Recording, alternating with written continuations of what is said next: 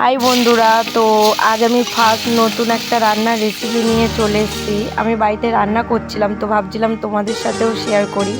তো খুব তাড়াতাড়ি এবং অল্প সময়ের মধ্যে হয়ে যায় পাঁচ মেশালি সবজি দিয়ে চচ্চড়ি। তো চলো শুরু করা যাক।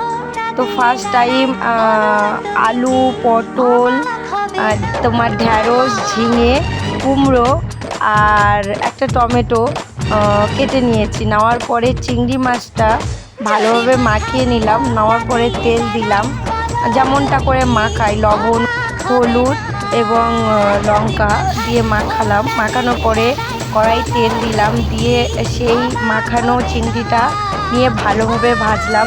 বেশিক্ষণ ভাজবো না, কারণ চিংড়িটা বেশিক্ষণ ভাজলে টেস্টটা অতটা ভালো লাগে না। ঠিক আছে, তো হালকা হালকা ভাজবো।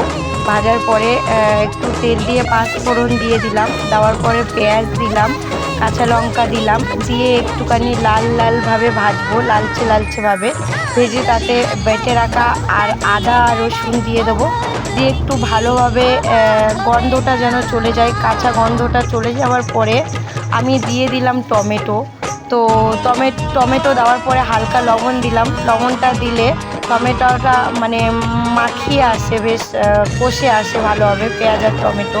তারপরে দিয়ে দিলাম হলুদ, যেহেতু কাঁচা লঙ্কা দেওয়াই আছে ওই জন্য আর গুঁড়ো লঙ্কা দিলাম না। তারপরে দিলাম জিরের গুঁড়ো দিয়ে ভালোভাবে একটু মিক্স করার পরে সেই পাঁচ মেশালি সবজি কাটাটা সেটা দিয়ে দেবো।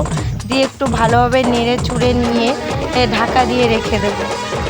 ঢাকা দেবো যতক্ষণ আর কি, একটু হালকা জল দিয়ে যতক্ষণ আর কি তোমার হচ্ছে ভালোভাবে না হচ্ছে, কষানো হচ্ছে, ততক্ষণ সুন্দরভাবে ঢাকনাটা খুলে ভালোভাবে কষিয়ে নেওয়ার পরে তোমার চিংড়ি মাছটা দিয়ে দেবো। দিয়ে আবার একটু নেড়ে চুড়ে নিয়ে আবার ঢাকা দেবো।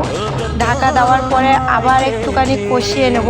মানে বারবার এটা নিজেদের দেখতে হবে যে যাতে না কড়াইটা পুড়ে যায়। তো সেরকম বারবার হচ্ছে তোমার একটু করে ঢাকা দিতে হবে সিদ্ধ হওয়ার জন্য। আর সিদ্ধ হয়ে গেলে একটু করে মানে কড়াই ঢাকনাটা তুলে একটু করে তোমার খুন্তি দিয়ে নাড়তে হবে যাতে কড়াই না পুড়ে যায়। তো আমার লাস্ট মেশ চচ্চড়ি হয়েই গেল কথা বলতে বলতে। আর এই চচ্চড়ি হয়ে যাওয়ার পরে আরেকটু জিরের গুঁড়ো উপরে হালকা করে শেষে ছড়িয়ে দেবো। তারপর একটুখানি নেড়ে নিয়ে তারপরে নামিয়ে নেব। নেওয়ার পরে আমার চচ্চড়ি রেডি হয়ে যাবে। এই তোমরা দেখতেও পাচ্ছ আমার রেডি হওয়া চচ্চড়ি। তো আমার পাঁচ মেশালি সবজি দিয়ে চচ্চড়িটা কেমন লাগলো তোমরা কমেন্ট করতে ভুলবে না।